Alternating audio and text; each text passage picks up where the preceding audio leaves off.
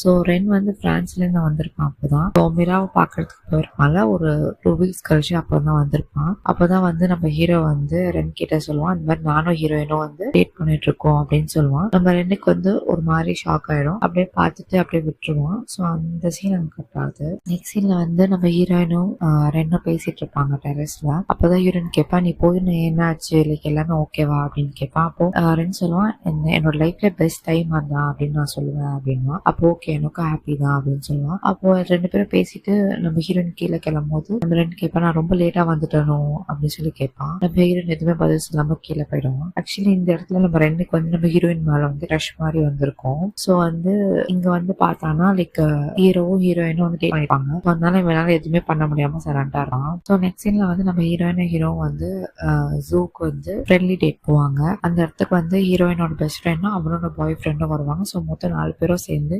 ஜூக்கு போற மாதிரி பிளான். அந்த இடத்துல வந்து நம்ம ஹீரோயின் சொல்லுவா, நீ என்ன நடந்தாலும் கோவப்படாத அப்படின்னு சொல்லலாம். பிகாஸ் நம்ம ஹீரோயின் கோவப்பட்டாலே பிடிக்காது.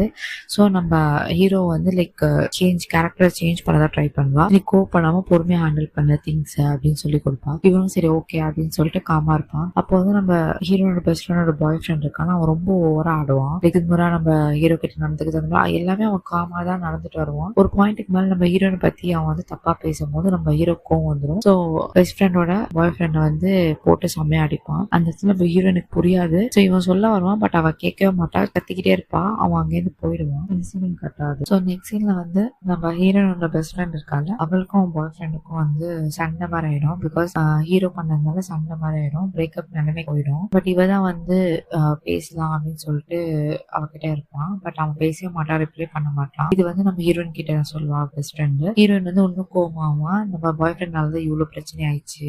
இங்க நம்ம ஹீரோ வந்து ஒண்ணுமே நம்ம ஹீரோயின் மேல கோவமா தான் இருப்பான். ஸோ நெக்ஸ்ட் சீன்ல என்ன காட்டுறாங்கன்னா, நம்ம மிரா இருக்கால, அவ ஃப்ரெண்ட் போயிருந்தால அங்க வந்து லைக் அவரோட ரிலேஷன்ஷிப் வந்து சொல்லியிருப்பா, இந்த மாதிரி நான் கல்யாணம் பண்ண போறேன் அப்படின்னு சொல்லிட்டு. இந்த நியூஸ் வந்து நம்ம ரெண்டுக்கு வந்து ரொம்பவே கஷ்டமா இருக்கும். இது எல்லாமே ஓவராலா நியூஸா வரும்போது பிகாஸ் அவ ஒரு செலிபிரிட்டினால நியூஸா போடுவாங்க. ஸோ அதனால வந்து நம்ம ரெண்டுமே ரொம்ப கஷ்டப்படுவான். அவன் டெரஸ்ல இருப்பான். அப்பதான் நம்ம ஹீரோனுக்கு தெரியும். ஹீரோயின் ஓடி போய் நம்ம ரெண்டை பார்க்கறதுக்காக போவான். ஸோ போயிட்டு அந்த இடத்துல வந்து ரெண்டும் ஹீரோயினும் பேசுவாங்க. இப்போ ஹீரோயின் கேட்பா, என்னாலதான் இது எல்லாமே, நான் அவனை வந்து ஃபாலோ பண்ணி போயிருக்க சொல்லக்கூடாது மிராவை. ஸோ அங்க மட்டும் நீ போகாம இருந்தா எல்லாம் நடந்திருக்காதுல அப்படின்வான். இது ஒண்ணு உன் தப்பு இல்ல அப்படின்னு சொல்லிட்டு, இது ஏன் மேலதான் தப்பு அப்படின்னு சொல்லிட்டு ரெண்டு செம்மையா அழுவான். ஹீரோயினும் ரொம்ப அழுவான். அந்த இடத்துல வந்து ஹீரோயின் அழுவுறதை பார்த்துட்டு ரென் வந்து ஃப்ரெண்ட்லியா பண்ணுவான். இது வந்து நம்ம ஹீரோ வந்து தூரத்துல இருந்து பார்ப்பான். செம்ம கோவத்துல இருப்பான்.